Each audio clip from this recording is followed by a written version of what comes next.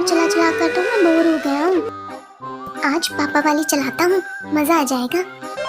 अरे ये तो लॉक्ड है, अब क्या करूँ? अंदर से की लानी पड़ेगी, चुपके से ले आता हूँ। अगर मम्मा पापा ने देख लिया तो डांट पड़ जाएगी।